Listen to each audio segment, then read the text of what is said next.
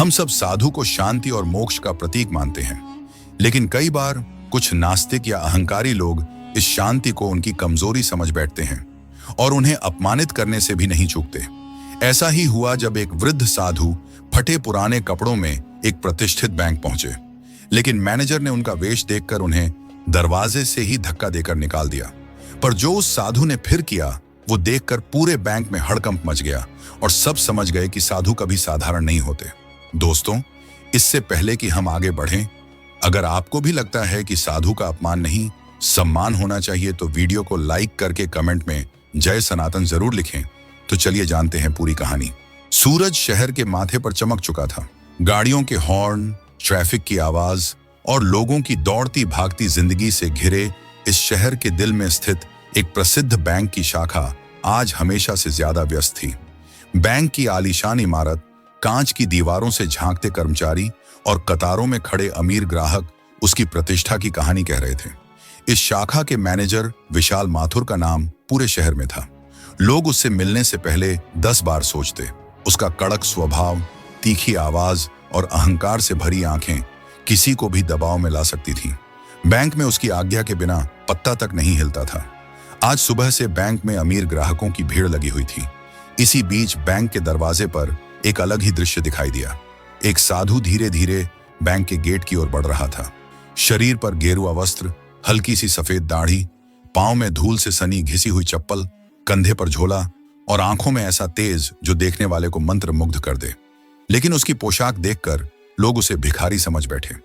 Bank के दरवाजे पर तैनात गार्ड ने जैसे ही साधु को अंदर घुसते देखा, तुरंत ही उसने उसे रोक दिया।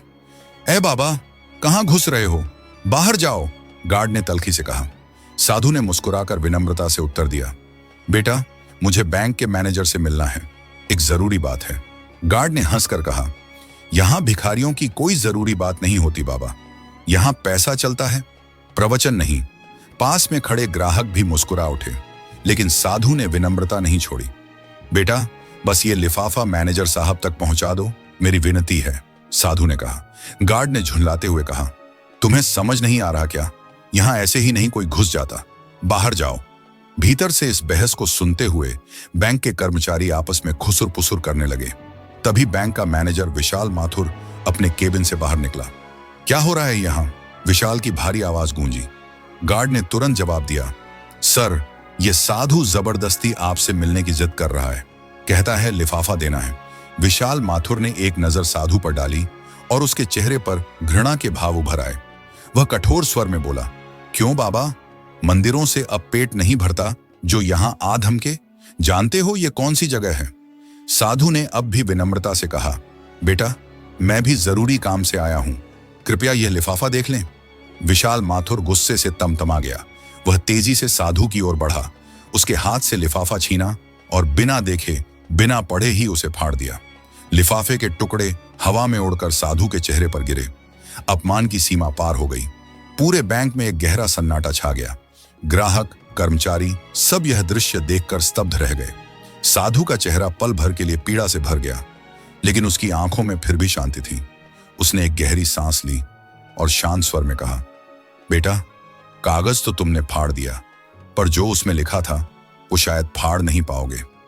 विशाल माथुर ने तिरस्कार से कहा, बहुत सुना है ऐसे प्रवचन, अब बाहर जाओ यहां से, वरना पुलिस बुलाऊंगा। साधु ने कुछ नहीं कहा।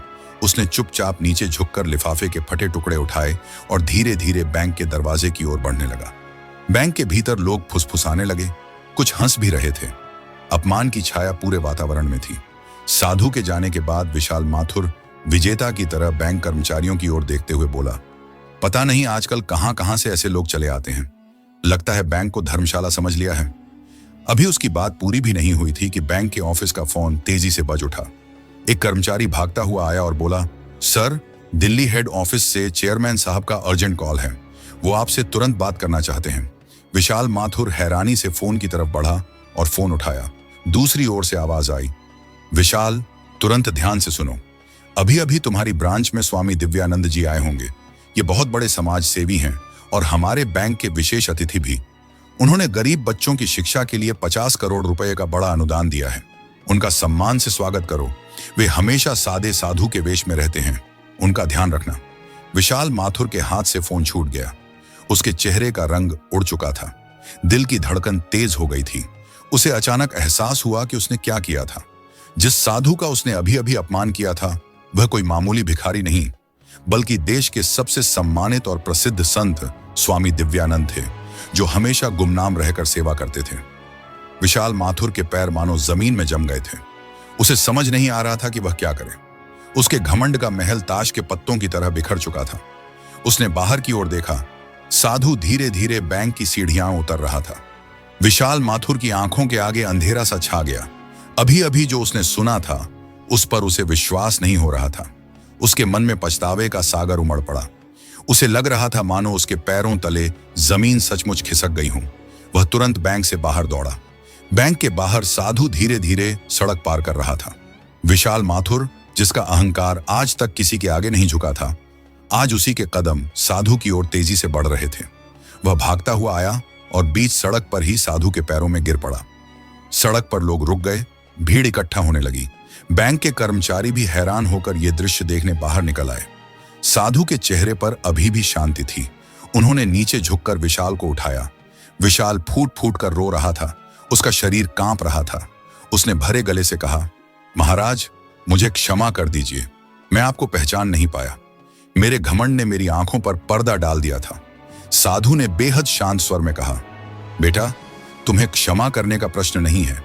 मैं यहां तुम्हारे सम्मान या क्षमा के लिए नहीं, बल्कि तुम्हारी आत्मा को जगाने के लिए आया था। अपमान मेरा नहीं, बल्कि तुम्हारे भीतर के इंसान का हुआ है। विशाल ने रोते हुए कहा, मैं कुछ भी सजा भुगतने को तैयार हूं। जो भी आज्ञा होगी मैं उसका पालन करूंगा। साधु ने गहरी सांस ली और फिर धीरे धीरे कहा, बेटा, मेरा कोई आदेश नहीं, लेकिन यदि तुम सच्चे दिल से कुछ करना चाहते हो तो बस एक छोटी सी बात याद रखो। किसी व्यक्ति को कपड़ों या रूप से नहीं, बल्कि कर्मों और हृदय से पहचाना करो। इतना कहकर साधु पलटकर चल दिए। विशाल वहीं खड़ा रहा। उसकी आंखों में आंसू बह रहे थे और वह चुपचाप साधु को जाते देखता रहा। आसपास की भीड़ अब साधु को पहचान चुकी थी। लोगों के चेहरों पर अब सम्मान और विस्मय की रेखाएं थीं। धीरे धीरे सभी लोग हाथ जोड़कर खड़े हो गए। साधु की सरलता और महानता देखकर सबकी आंखों में सम्मान के आंसू छलक आए थे। विशाल जब बैंक के अंदर लौटा तो बैंक में एक अजीब सा सन्नाटा था। जो लोग कुछ देर पहले तक साधु के अपमान पर हंस रहे थे, अब वो शर्मिंदगी से एक दूसरे की ओर देख रहे थे। सभी ने विशाल को देखा। वो हमेशा कठोर दिखने वाला व्यक्ति आज टूटा हुआ लग रहा था। विशाल ने बैंक के फर्श पर बिखरे हुए लिफाफे के टुकड़ों को उठाया। वो टुकड़े उसके हाथ में ऐसे कांप रहे थे जैसे उसकी आत्मा कांप रही हो। उसने एक एक टुकड़े को जोड़कर देखा। उन पर साफ लिखा था, प्रमाण पत्र, स्वामी दिव्यानंद जी महाराज द्वारा 50 करोड़ रुपए का दान, गरीब बच्चों की शिक्षा हेतु। विशाल माथुर के हाथों से फिर से वह कागज छूट गया। आज उसे एहसास हुआ था कि उसने जो किया वह एक छोटे व्यक्ति का बड़ा अपराध था। आज उसने धन और कपड़ों की जगह इंसानियत और कर्म की कीमत को समझा था। उसने भारी दिल से अपने कर्मचारियों की ओर देखा और धीमे स्वर में बोला, आज से इस बैंक में हर वह व्यक्ति जो गरीब, बुजुर्ग या जरूरतमंद होगा, उसे सर्वोच्च सम्मान मिलेगा। कभी किसी का अपमान नहीं किया जाएगा। ये मैं खुद पर और आप सब पर भी लागू कर रहा हूं। बैंक के कर्मचारियों की आंखें भर आईं। उन सब ने सिर झुकाकर उसकी बात स्वीकार की। आज उस बैंक के भीतर हर एक व्यक्ति की सोच में क्रांति आ चुकी थी। इस छोटे से पल ने उनके भीतर की मानवीय संवेदना को जगा दिया था। विशाल माथुर की आंखों से फिर आंसू बह निकले। बैंक में आज पहली बार अहंकार नहीं, बल्कि विनम्रता की भावना थी। साधु के शब्द अभी भी उसके कानों में गूंज रहे थे। तभी एक बुजुर्ग ग्राहक बैंक के भीतर आए।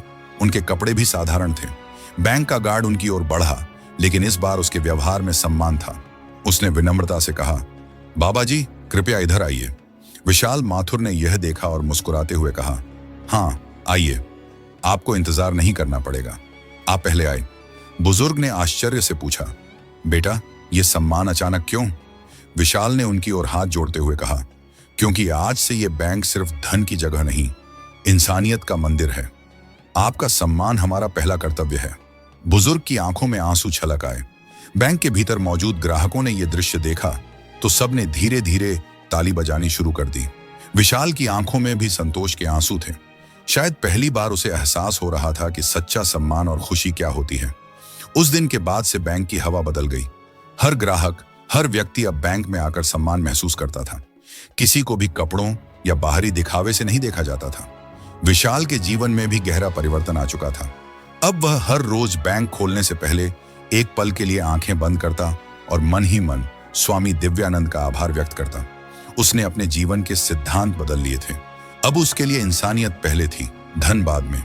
लेकिन यह सब होने के बावजूद उसके मन में एक सवाल अब भी बेचैन कर रहा था। क्या स्वामी दिव्यानंद उसे माफ कर पाए थे? क्या उन्हें कभी पता चल पाएगा कि उनके एक पल के अपमान ने पूरे बैंक की आत्मा को जगा दिया था? विशाल को पता नहीं था कि इस सवाल का जवाब उसे जल्द ही मिलने वाला था, वो भी एक ऐसे रूप में जिसकी कल्पना उसने कभी नहीं की थी। दिन ढल रहा था, लेकिन विशाल माथुर का मन आज भी बेचैन था। वह बार बार बैंक के बाहर सड़क की तरफ देख रहा था, जैसे उसकी आंखें किसी की प्रतीक्षा में हों। बैंक का कार्य लगभग समाप्त हो चुका था।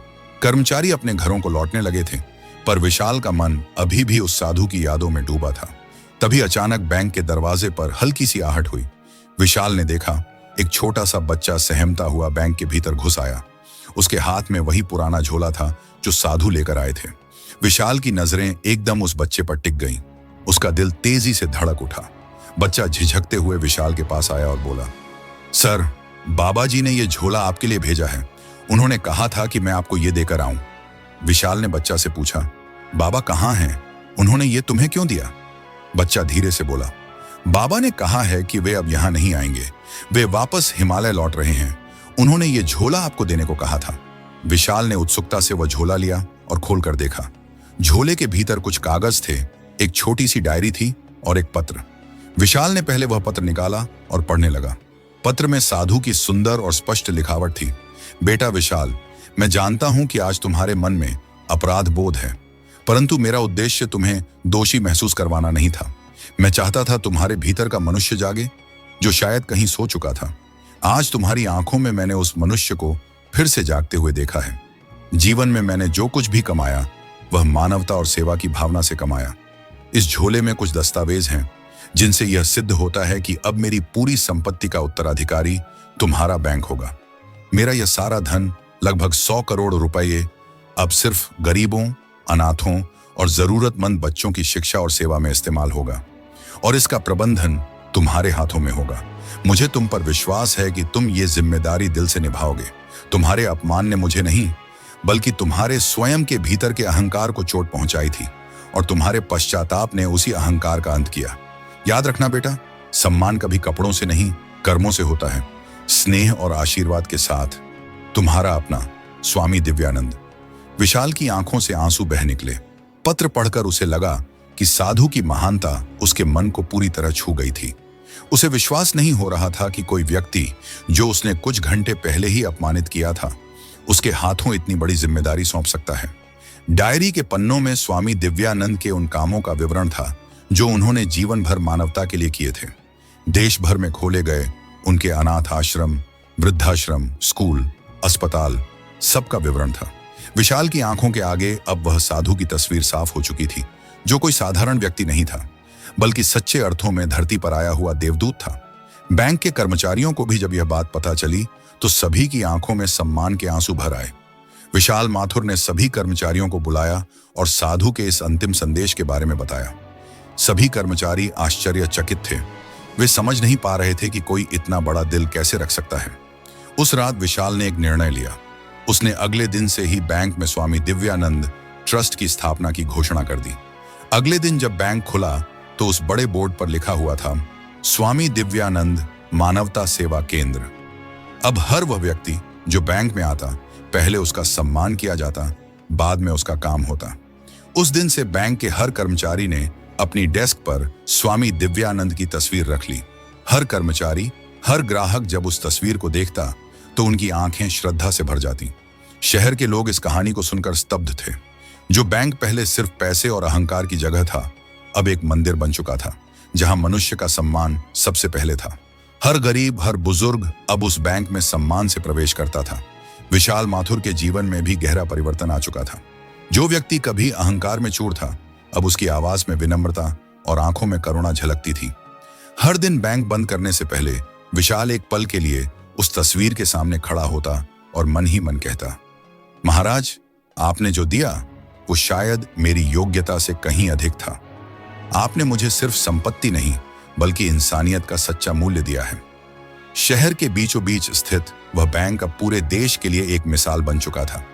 दूर दूर से लोग उस बैंक में आते जहां एक साधारण साधु के एक छोटे से अपमान और बड़े त्याग ने पूरे सिस्टम की आत्मा को बदल दिया था। विशाल माथुर को अब पता चल चुका था कि सच्चा सम्मान और गौरव क्या होता है। अब उसे किसी पुरस्कार या पदवी की इच्छा नहीं थी। उसका सबसे बड़ा सम्मान यही था कि वह स्वामी दिव्यानंद के दिखाए रास्ते पर चल रहा था। उसके जीवन का यही उद्देश्य बन चुका था कि मानवता और सेवा की भावना कभी न खत्म होने पाए। और इस तरह वह छोटी सी घटना जो सिर्फ एक बैंक के भीतर हुई थी, हमेशा के लिए पूरे शहर की आत्मा में जीवित रह गई। लोग अक्सर कहते थे, जिसे एक मामूली साधु समझकर धक्के देकर निकाला गया था, वही इस शहर की सबसे बड़ी प्रेरणा बन गया। वह साधु नहीं था, वह सचमुच ईश्वर का भेजा हुआ देवदूत था।